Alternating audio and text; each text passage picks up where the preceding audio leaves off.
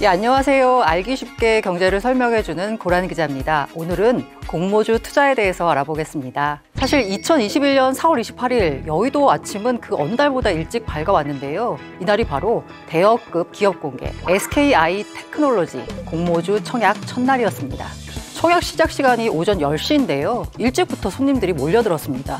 뒤늦게 객장을 찾아온 손님들은 아니 왜 계좌 개설이 안 되느냐 라면서 직원과 실랑이를 벌이기도 했습니다. 한 청약 주간 증권사 말에 따르면요. 지점에서 오늘 오전에만 100억 원이 넘는 최대 청약금을 넣은 고객이 2명이나 나왔다라고 말했습니다.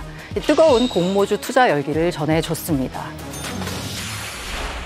그래서 먼저 제가 공모주를 말씀드리기 전에요. 공모주와 IPO 개념부터 짚고 가는 게 좋을 것 같습니다. IPO는 기업 공개, 문자 그대로 풀이해보자면 이니셜, 처음으로, 퍼블릭, 대중에게 오퍼링, 제안을 한다라는 건데요. 이제 어떤 회사가 처음으로 주식시장에 등판한다라는 걸 IPO, 기업 공개라고 합니다. 공개하고 나면 코스피나 코스닥 같은 시장에서 누구든 주식을 사고 팔 수 있게 되는데요. 이 공모주는 기업 공개를 하는 과정에서 일반인 투자자를 대상으로 파는 주식입니다. 주택 청약이 가점제, 추첨제 등 사회적 기준으로 선발된 인원에게 그 집을 분양가에 살 수 있는 권리를 싸게 주는 거라고 하면 주식 청약은 신청한 금액, 증거금이라고 하는데요. 을 기준으로 해서 그에 비례하는 주식을 공모가에 살 수 있는 권리를 주는 겁니다. 이 공모주 같은 경우엔 투자자에게 인기가 높습니다. 왜냐하면요. 공모주는 보통 시장에서 거래되고 있는 비슷한 주식에 비해서 싼 값에 팔기 때문입니다. 이 상장하고 나면 당연히 싸게 팔았으니까 시장 가치만큼 오르는 경향이 있습니다. 그래서 공모주 투자를 잘하면 단기간에 높은 시세 차익을 얻을 수 있죠. 인기 많은 일부 공모주 청약에는 수조 원의 많은 자금이 몰리면서요. 경쟁률이 수백 대 1까지 치솟기도 합니다. 그래서 공모주 열풍이 언제부터 시작됐을까? 공모주 열풍의 시작이라고 볼 수 있는 건 아마도 SK 바이오팜이 아닐까 합니다. 이 회사가요, 상장 직후 이틀 연속 상한가를 기록하면서 공모주 신화를 써내려갔습니다. 공모가 대비해서 비교하자면 236%의 상승률을 기록했습니다. 공모주 역사상 코스피 시장에서 최고 상승률을 기록한 건데요. 이 SK 바이오팜이 공모주 대박이 나자 공모주에 대한 관심이 너무나도 많이 집중했습니다. 그리고 야, 공모주 하면 따상은 기본이지 라고 생각하게 된 겁니다. 여기서 따상이란 말 많이 들어보셨을 텐데요. 따상은요, 이른바 더블 상한가입니다. 공모주가 처음에 상장을 하게 되면 시초가, 가장 처음에 거래되는 가격의 기준은요, 범위는요, 90%에서 200% 사이에서 거래가 됩니다. 그러니까 10,000원에 공모를 했다라고 하면요, 이 공모주는 처음에 시초가가 9,000원에서 20,000원 사이에서 형성이 됩니다. 그래서 처음 시작한 10,000원의 공모주는 첫날 이론적으로 26,000원까지 오를 수 있습니다. 이걸 바로 따상이라고 부르는 거죠. 작년 하반기 보자면요. 공모주 열풍을 이끌었던 상장회사 중 하나가 빅히트였잖아요. 빅히트 같은 경우에는 일단 기본 공모 가격 자체가 10만 원을 넘을 정도로 비쌌습니다. 그러다 보니까 청약 증거금 1억 원을 넣은 사람은 딱 2주만 받았습니다. 경쟁률이 무려 607대 1을 기록했습니다. SKIT 같은 경우에는 올해 공모주 청약 열풍의 주인공이 될 텐데요. 시중에 풀린 돈이 사상 최대폭으로 증가하기도 했습니다. 관련 통계가 나온 2002년 이후에 증가폭이 가장 컸습니다. SKIT 4월 공모주 청약에 사상 최대 증거금인 81조 원이 모이면서 이 대출까지 받아서 청약 증거금을 냈던 투자자도 적지 않은 것 같습니다. 대출을 받아서요. 어쨌든 청약을 했고 청약이 배분이 된 다음에 다시 증거금을 반환하는 절차를 거치니까요. SKIT 청약 절차가 끝난 5월에는 이 한꺼번에 빌린 돈이 상환하게 되면서 5월 가계대출 잔액이 전달보다 1조 6천억 원이 줄기도 했습니다. 은행 가계대출이 감소한 건요. 7년 4개월 만에 벌어진 일입니다. 그러면 아마 실질적으로 가장 궁금하신 건 이걸 거예요. 청약은 어떻게 해야 되나?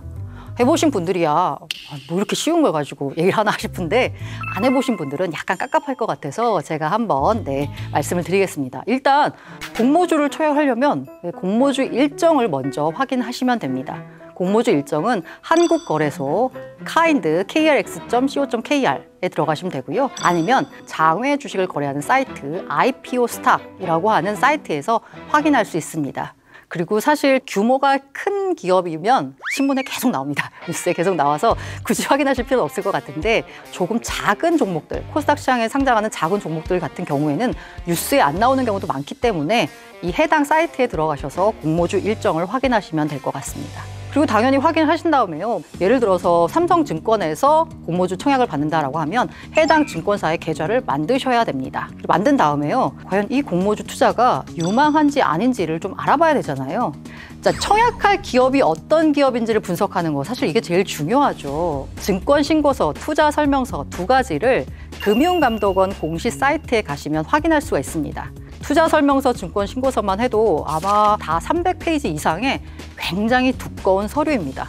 와, 이거 어떻게 다 봐야 되나 싶은데 다 보면 물론 좋겠죠. 근데 시간이 없으신 분들은 핵심 투자 위험이라고 분류된 항목이 있습니다. 핵심 투자 위험에는요, 우리 기업에 투자할 때는 이러이러한 요인으로 주가가 하락해서 투자자가 손해를 볼 수 있으니까 조심하세요라는 내용이 들어 있습니다.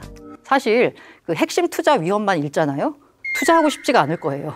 왜냐하면 이 핵심 투자 위험에는 이래서 떨어지고 이래서 떨어지고 이래서 떨어져 라는 내용이 들어가 있거든요. 그렇기 때문에 이걸 보시고 그럼에도 불구하고 이 회사의 전망이 밝다 싶으면요. 공모주 청약을 하시면 될 것 같습니다. 그러면 내가 도대체 여기다 얼마를 넣을지 돈이 실제로 필요하겠죠, 증거금이. 그 증거금은 본인이 청약하려고 하는 것에 대한 일종의 내가 돈이 있어요 라고 하는 그야말로 증거금인데 전체를 다 증거금으로 내는 건 아니고요. 내가 청약하려는 그 물량에 해당하는 것의 절반만 내면 됩니다. 그러니까 예를 들어서 내가 공모가가 10,000원, 신청한 수량이 100주라고 하면요. 10,000원 곱하기 100주는 100만 원. 여기서 50%만 내면 되니까 50만 원을 그 증권사 계좌에 넣으면 청약을 할 수가 있습니다.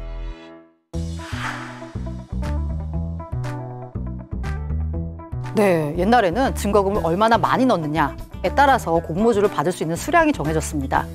이게 바로 비례 배분 방식이고요. 지난해까지 이렇게 다 진행이 되었습니다. 근데 공모주 투자가요, 제가 말씀드린 대로 따상은 당연한 거 아니야? 라고 생각할 정도로 사실 약간의 무위험 수익을 올릴 수 있는 일종의 기회가 될 수 있습니다. 그런데 이렇게 주식을 통해서 무위험 수익을 올릴 수 있는 기회를 부자들한테만 주는 게 맞냐라는 불만이 나온 거죠.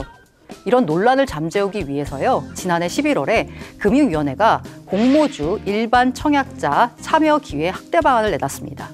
이 대체로 지금 최근 들어서 진행되는 공모주 청약은 절반은 비례 배분, 절반은 균등 배분으로 진행을 합니다. 비례 배분은 말씀드린 대로 돈 많이 넣은 사람이 많이 갖고 가는 구조고요. 균등 배분은 일단 한 사람한테 하나씩 주고 그 다음에 이제 돌아가는 거거든요. 그러니까 또 나타나는 문제가 뭐냐면 한 사람이 여러 개의 증권사를 돌아다니면서 중복 청약을 하고요. 가족, 명의를 빌려서 한 사람이 무려 100개를 청약할 수도 있는 이런 구조가 나온 겁니다. 이것도 역시 뭔가 좀 불공평한 거 아니냐라고 해서요. 결과적으로는 올해 하반기부터는 중복 청약은 금지됐습니다. 증권사별로 한 주를 청약하고 싶어도 그럴 수가 없는 경우가 많습니다. 왜냐하면 최소 청약 수량을 정해놨습니다. 예를 들면 10주, 혹은 20주, 혹은 50주 이렇게 정해놨거든요. 예를 들어서 10주다. 그리고 공모가가 10,000원이다 라고 하면요. 5만 원은 있어야지 청약이 됩니다. 내가 10,000원만 들고 청약할 수는 없습니다. 이 경우에는요. 만약에 증권사가 배정받은 물량이 10,000주예요. 그런데 신청한 사람이 2만 명이다. 라고 하면 이 경우에는 모든 사람들한테 한 주씩 안 돌아가고요. 추첨을 통해 가지고 누구는 한 주 받고 누구는 못 받고 이렇게 됩니다. 주식을 쪼갤 수가 없기 때문에 0.5주씩 주는 게 아니라 누구는 한 주를 받고 누구는 못 받는 일이 생기는데 이제 증권사별로 경쟁률이 다 다르거든요. 그래서 어떤 경우에는 경쟁률이 한 주씩 배정도 못할 정도로 너무 세다 보니까 못 받는 경우도 생겨나는 일이 있었습니다. 제일 궁금한 게요. 공모주 가격은 어떻게 결정되나 아마 이게 궁금하실 거예요. 사실 지난해만 해도요. 공모주 가격에 대해서 아무도 의심하지 않았습니다. 왜? 시장이 워낙 좋아서 제가 말씀드렸죠. 따상은 당연한 거라고 생각하고 있었는데 실제로 따상이 안 됐던 경우가 지난해 빅히트 엔터테인먼트에서 나타난 거예요. 1억을 넣어도 2주밖에 못 받을 정도로 굉장히 성공적으로 이제 청약을 일정을 끝냈는데 막상 시장에 상장하고 나니까 따상이 됐어요. 그런데 1분, 2분이 지나자마자 갑자기 매도 물량이 쏟아지면서 시초가보다도 밀려서 끝난 겁니다, 첫날. 그리고 나서 계속 주가가 떨어졌어요. 그리고 바닥을 찍고 올해 들어서야 여러 가지 합병 및 하이브라는 회사가 갖고 있는 플랫폼 전략이 성공하면서 지금 주가가 많이 오르고 있는데요. 빅히트 하이브에서 이렇게 생각과는 다른 공모주 주가 흐름이 펼쳐지니까 사람들이 의심하기 시작한 거죠. 이게 공모 가격이 적정한 거 맞아? 라면서. 그래서 최근에 이 공모 가격을 놓고 여러 가지 일들이 벌어지고 있습니다. 대표적으로 벌어졌던 게 바로 크래프톤의 공모가 거품 논란이거든요. 사실 그 기업의 가치, 주가라고 하는 건 시장에서 결정합니다. 그런데 공모주라고 하는 건 시장에서 거래되는 게 아니잖아요. 그러다 보니까 시장 가격이라는 게 안 나와 있습니다. 그래서 공모주의 경우에는 두 가지 방법을 써서 가격을 일단 산정을 합니다. 하나가 절대가치평가법이고요. 또 다른 하나는 상대가치평가법입니다. 자, 절대가치평가법은요. 예를 들어서 지금의 10,000원의 가치는 인플레이션율을 감안하면 10년 뒤에는 10,000원의 가치가 안 되잖아요. 그러니까 이거를 이제 감안을 해가지고 앞으로 이 회사가 벌을 돈이 얼마고 계산해가지고 주가를 이제 산출하는 겁니다. 근데 이 절대가치평가법은요, 잘 안 써요. 왜냐하면 앞으로 이 회사가 돈을 얼마를 벌지 어떻게 알아? 이걸 잘 모르기 때문이죠. 주로 많이 쓰는 건 상대가치평가법인데요. 상대적으로 비교를 하는 겁니다. 예를 들면은 카카오뱅크 같은 경우에는요, 은행이잖아요. 그 은행이면 다른 은행들이 있을 거 아니에요. 그 은행들은 시장에서 지금 어느 정도의 평가를 받고 있냐를 보고 비슷하게 맞추는 거죠. 예를 들어서 KB가 1년에 1조를 번다, 퍼가 5배다라고 하면은 이 회사 시가총액은 5조 이렇게 매겨지는 것처럼 카카오뱅크 같은 경우에도 1년에 그러면 카카오뱅크는 5천억을 번다. 그러면 KB와 비슷하게 5배를 적용하면 2조 5천억. 이렇게 상대가치평가법으로 해서 기업의 가치를 정하는 방법입니다. 그런데 상대가치평가법에 심각한 문제가 나올 수도 있어요. 경쟁기업은 과연 누굴까요? 여기서 이제 의문이 나오는 겁니다. 경쟁기업. 카카오뱅크의 경쟁기업은 KB금융지주라고들 생각하죠. 그런데 카카오뱅크 증권신고서를 보면 카카오뱅크의 경쟁기업은 브라질에 있는 핀테크 업체, 스웨덴에 있는 핀테크 업체를 경쟁기업으로 삼았습니다. 카카오뱅크는요, 자기들의 정체성을 우리는 은행이 아니고 핀테크야. 그렇기 때문에 해외에 있는 핀테크 업체와 비교를 해야 돼. 왜냐하면 국내에는 핀테크 업체가 사실 없거든요. 그래서 해외 시장에서 거래되고 있는 핀테크 업체를 비교하다 보니까 브라질에 있는 핀테크 업체는 퍼가 50인 거예요. 그러면 이렇게 해외 브라질에 있는 핀테크 업체, 스웨덴에 있는 핀테크 업체 이런 거를 평균을 해가지고 자기들의 경쟁 기업을 5개를 놓고 그 기업의 퍼를 평균을 하고 나니까 40배가 나옵니다. 그런데 이제 문제가 됐던 게 바로 이 크래프톤이었죠. 크래프톤 같은 경우에는 경쟁사가 누구야? 라고 했을 때 우린 당연히 크래프톤은 게임 회사니까 넷마블, NC소프트, 카카오게임즈 이런 애들이 들어가야 될 것 같잖아요. 그런데 처음에 크래프톤이 자기들의 경쟁사는 누구다라고 얘기했을 때 들어갔던 회사가 바로 디즈니입니다. 디즈니? 왜 디즈니야? 라고 했을 때 크래프톤 입장에서는 우리는 IP, 지적 재산권을 가지고 다양한 콘텐츠를 만들 거야. 디즈니처럼. 이걸 가지고 영화도 만들고 애니메이션도 만들 거야. 디즈니처럼. 근데 없잖아. 니네 안 만들었잖아. 라고 하면서 고평가 논란이 나왔던 거죠. 왜냐하면 디즈니 같은 경우에는요, 이른바 게임 회사들의 평균 퍼라고 하는 그 가치가 뭐 20배, 30배에서 정해진다라고 하면 디즈니의 경우에는 80배였던 거예요. 크래프톤 너네가 기업 가치 공모가를 좀 높게 만들기 위해서 디즈니를 넣은 거 아니야? 라고 이제 의심을 한 거죠. 그래서 어쨌든 간에 무슨 이유에서인지 모르겠지만 금융감독원이 증권신고서를 반려를 했습니다. 투자 설명이 부족하다라는 이유로요. 투자 설명이 부족하다라고 했는데 이게 정확히 공모가가 비싸다라는 얘기는 아니에요. 하지만 시장에서는 다들 비싸니까 반려한 거 아니냐라고 했고요. 실제로 공모가를 10% 낮춰서 결정을 했습니다. 공모주 투자하면 무조건 따상이냐? 대박이냐? 공모주 투자하면 얼마만큼 수익이 올까? 궁금하시죠? 자, 그래서 예를 들어서 한번 보겠습니다. 지난해 역대급 경쟁률을 기록했던 카카오게임즈 사례를 한번 들어보겠습니다. 카카오게임즈는 제가 역대급이라고 말씀드렸잖아요. 무려 경쟁률이 1524대 1. 역대급입니다. 네. 이론적으로 내가 5천만 원 청약 증거금 납부했으면 1억 원어치 청약하는 거죠. 자, 1억 원어치 청약하면 나누기 하면 4,167주가 나옵니다. 그런데 경쟁률이 1,524대 1이니까 1,524로 나누면요 2.732주가 나옵니다. 주식은 쪼갤 수가 없기 때문에요. 증권사가 이걸 줄 때 2.732주가 나오면 546입을 합니다. 445입 뭐 이런 얘기 들어보셨죠? 546입은 5 이하는 버리고 6 이상은 올리고, 따라서 이제 아까 제가 2.732주가 나왔다고 말씀드렸죠. 그러면 3주를 받을 수 있습니다. 시초 가격을 보겠습니다. 자, 공모가가 24,000원이 있으니까 시초 가격의 범위는 21,600원에서 48,000원 사이에서 결정이 됩니다. 따상이고 나는 이 정도면 충분해 라고 매도를 했습니다. 그러면 매매 차익은 11만 5,200원이 됩니다. 5천만 원 넣어서 11만 5,200원. 네. 이게 이익이 11만 원밖에 안 되냐. 맞습니다. 그래서 공모주 투자가요, 빚 좋은 개살구, 빈수레가 요란하다 라는 얘기가 나오는데요. 돈을 벌긴 했는데 수익률이 엄청나요. 진짜 장난 아닌데 진짜로 내 손에 쥐는 수익은 적습니다. 제가 공모주를 할 때 가장 중요하게 보는 기준은 뭐냐? 일단 장이 좋아야 돼요.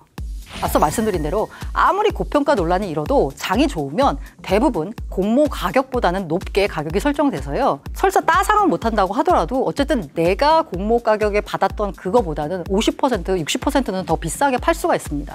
그렇기 때문에 공모주 같은 경우에는 상장 당일의 수급 상황이 중요합니다. 팔 수 있는 물량이 얼마 정도 되는지, 그래서 지금 현재 거래량이 얼마고 상한가 잔량이 얼마가 남아 있는지 요거를 보시고 첫날 팔아야 되겠다 혹은 둘째 날 팔아야 되겠다를 판단하시면 될 것 같아요. 어쨌든 공모주 투자는 그 기업 가치 물론 중요합니다만 말씀드린 대로 아직 시장에 이 회사의 주가는 어느 정도가 적정하다라는 평가를 충분히 받을 수 있는 기간이 짧았기 때문에 그야말로 기업마다 다 다르기 때문에 정답은 없습니다.